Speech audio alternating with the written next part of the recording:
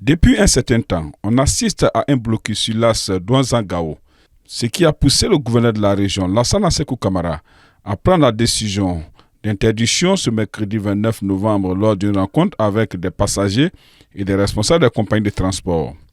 Décision qui perturbe la circulation en ce moment entre les deux villes. Aucune marchandise ne peut arriver à destination de Gao depuis un certain moment, selon plusieurs confrères sur place, car des fortes menaces pèsent sur les transporteurs. Et cela concerne presque toutes les localités le long de ce tronçon, nous a confirmé un confrère dans la zone. Un an après le dernier blocus imposé sur la RN16 entre Douanza et Ambori par le groupe armé terroriste de la Katiba de Serma, ceux-ci se signalent à nouveau sur ce axe stratégique pour l'approvisionnement de la région de Gao en denrées de première nécessité et pharmaceutiques, car ils ont interdit toute circulation sur le tronçon Douanza-Gao.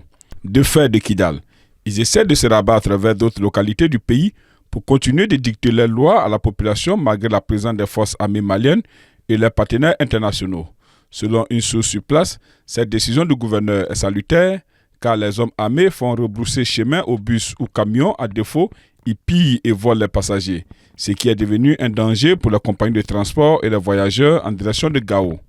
Cette situation a provoqué la panique parmi les usagers et depuis cet événement, tous les bus en direction de Gao ont été stationnés à Douanza.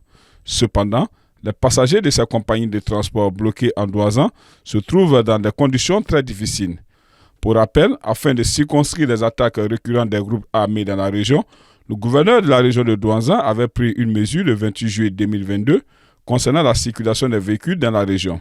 Il avait interdit la circulation de tout véhicule pendant la nuit de 18h à 7h du matin, excepté les véhicules militaires et les ambulances. Le blocus consiste à interdire aux véhicules commerciaux tout transport de marchandises dans une zone, avec des menaces de brûler tout le véhicule et son contenu.